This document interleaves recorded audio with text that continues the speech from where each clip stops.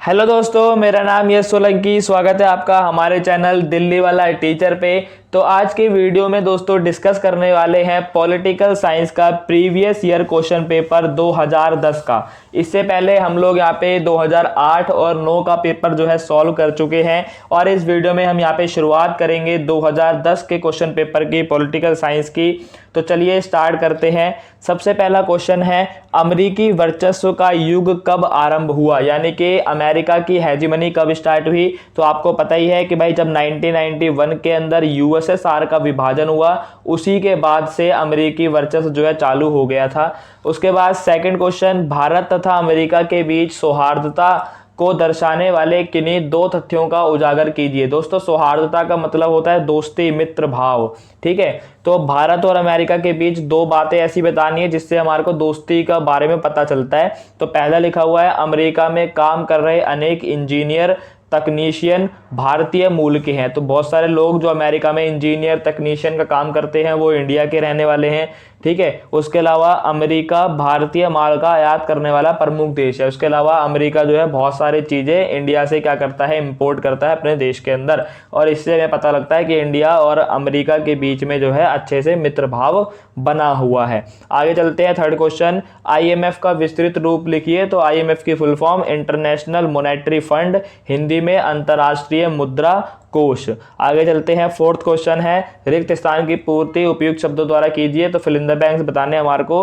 बान की मून संयुक्त राष्ट्र संघ का 8वां डैश है, वह डैश का नागरिक है। तो दोस्तों बान की मून संयुक्त राष्ट्र संघ के 8वें क्या है, महासचिव है। डैश में आएगा महासचिव। और ये कहाँ के नागरिक हैं, दक्षिण कोरिया के। ठीक है, दक्षिण कोरिया के नागरिक हैं।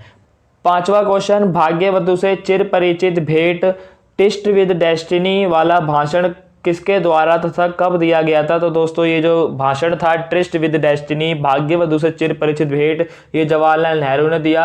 और स्वतंत्रता की पूर्व संध्या पर 14-15 अगस्त की मध्य रात्रि को जो है उन्होंने ये भाषण दिया था। आगे चलते हैं, क्वेश्चन नंबर 6 है, प्रथम आम चुनाव में कांग्रेस को कितनी सीटें मिली। दूसरे स्थान पर आने वाला दल भारतीय साम्यवादी दल कितने स्थानों पर जो है ये विजयी रहा। तो इसके अंदर हमारे को बताना है कि भाई कांग्रेस को कितनी सीटें मिली 1952 के चुनाव में, जो पहला आम चुनाव था। तो उसके अंदर दोस्तों भाई 364 सीटें मिली कांग्रेस को और कम्युनिस्ट पार्टी को कितनी, 16 सीटें मिली। आगे चलते हैं, क्वेश्चन नंबर 7, भारत में 1967 के चुनावों के परिणामों को राजनीतिक भूचाल क्यों कहा जाता है। तो दोस्तों जो 1967 यानी 67 के जो चौथे आम चुनाव थे, उसके अंदर आपको पता होगा कि भाई कांग्रेस की जो सीटें थी वो बहुत ही ज्यादा क्या हो चुकी थी, कम हो चुकी थी। और कांग्रेस के कई सारे बड़े बड़े मंत्री लोग जो थे वो भी हार गए थे अपनी अपनी सीटों से। इसीलिए इसको चौथे आम चुनाव को राजनीतिक भूचाल या खतरनाक दशक के नाम से भी इसीलिए इसको जाना जाता है, या फिर आप इसको जो है राजनीतिक भूकंप भी कह सकते हो। ठीक है, कई सारे नाम हैं। चारो मजूमदार कौन था। तो चारो मजूमदार कम्युनिस्ट क्रांतिकारी और नक्सलवादी बगावत का क्या था, नेता था। उसने आजादी से पहले तेभागा आंदोलन के अंदर जो है भागीदारी निभाई थी। अगला क्वेश्चन, क्वेश्चन नंबर 9, दल आधारित आंदोलनों से क्या अभिप्राय है। तो दोस्तों राजनीतिक दलों अथवा उनके अंतर्गत बने विभिन्न संघों द्वारा जब आंदोलन करे जाते हैं तो उसी को दल आधारित आंदोलन कहते हैं। सिंपल सा क्वेश्चन। क्वेश्चन नंबर 10, निम्नलिखित कथन को सही करके पुनः लिखिए। सूचना का अधिकार संबंधी विधेयक सदन के पटल पर 2002 में रखा गया तथा जनवरी 2005 में इस विधेयक को राष्ट्रपति की स्वीकृति मिली। तो दोस्तों इसको 2004 में रखा गया था और इसको स्वीकृति राष्ट्रपति के द्वारा जून 2005 में मिली थी। ठीक है, ये इसको सही करना है बस हमारे को।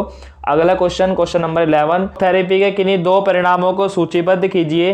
तो हमारे को शॉक थेरेपी के परिणाम बताने हैं यहाँ पे। तो मैंने आपको कई सारे शॉक थेरेपी के परिणाम ऑलरेडी बता चुका हूँ, जिसके अंदर हमने ट्रिक के साथ याद भी किया था कि आईटीआई में ABCD लिखकर फाड़ दिया। ठीक है, तो वो वाली जो ट्रिक थी हमारी उसको आप एक बार देख लेना, सारे परिणाम आपको याद हो जाएंगे।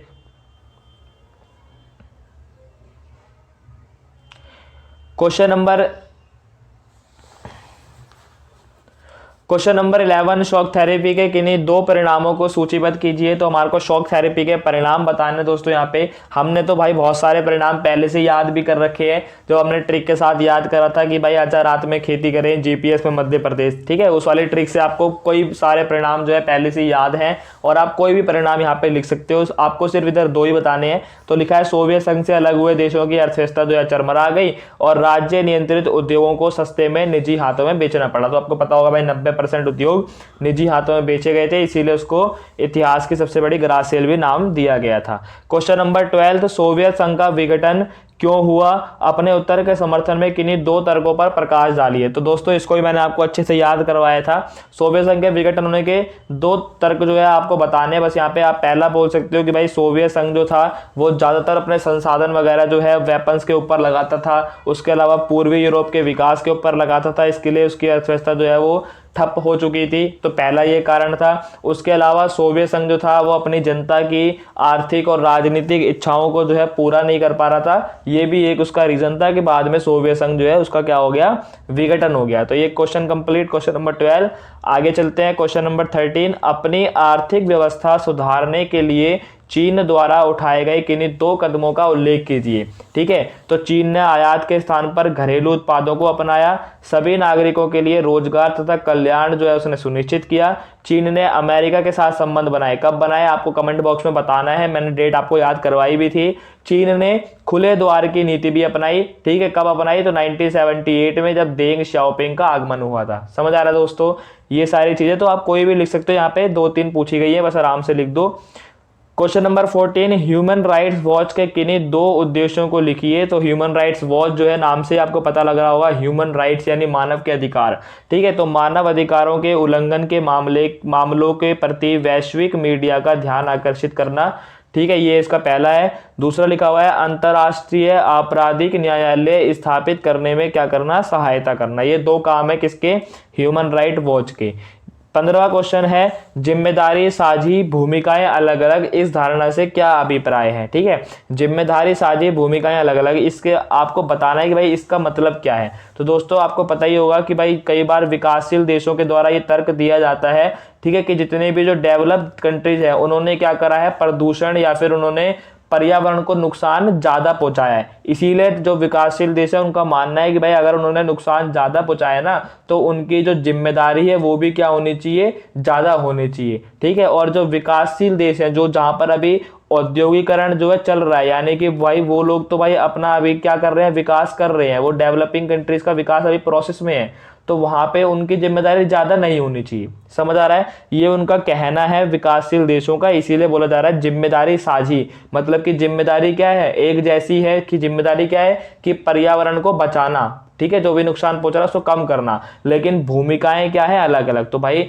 जितने भी जिन्होंने पर्यावरण को नुकसान ज्यादा पहुंचाया उनकी भूमिका ज्यादा होनी चाहिए, और जिन्होंने नुकसान कम पहुंचाया उनकी भूमिका कम होनी चाहिए, ऐसा मानना है विकासशील देशों का। ये सिंपल सी बात बतानी थी आपको इसमें। आगे चलते हैं क्वेश्चन नंबर 16, स्वतंत्रता, समानता, लोकतंत्र तथा भ्रातृत्व की धारणाओं में से एक को पहचानिए जिसके प्रति भारत स्वतंत्रता संग्राम के दौरान पूर्णतः प्रतिबद्ध था। यानी कि इनमें से हमारे को वो शब्द बताना है जिसके लिए जो है ना इंडिया पूरी तरीके से क्या था, प्रतिबद्ध था, यानी कि डेडिकेटेड था। किस समय, स्वतंत्रता संग्राम के दौरान। समझ आ रहा है?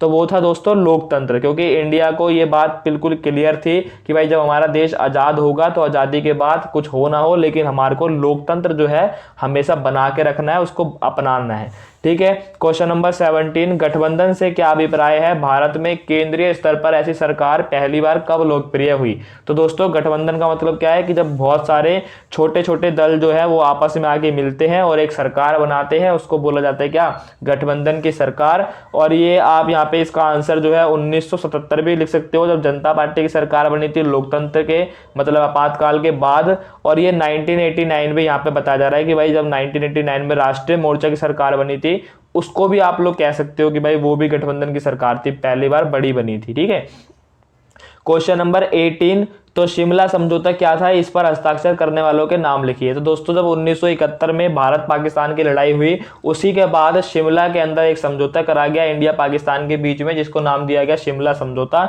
उसमें इंडिया की तरफ से कौन थी, इंदिरा गांधी, और पाकिस्तान की तरफ से जुल्फिकार अली भुट्टो। ठीक है, अगला चलते हैं क्वेश्चन नंबर 19। 1971-72 के पश्चात भारत सरकार के समक्ष आने वाली किन्हीं दो समस्याओं को सूचीबद्ध कीजिए। तो 71-72 के अंदर हमारे भारत सरकार के समक्ष कौन सी दो समस्याएं आई थी उनको बताना है। तो पहला आप लिख ही सकते हो कि भाई बांग्लादेश संकट आया था, उस टाइम पे हमारी अर्थव्यवस्था पर दबाव भी पड़ा बांग्लादेश संकट के, क्योंकि हमने अपना सारा पैसा हथियारों पे लगाना स्टार्ट कर दिया था उस टाइम पे। ठीक है, ज्यादातर पैसा हमारा हथियारों पे लगा।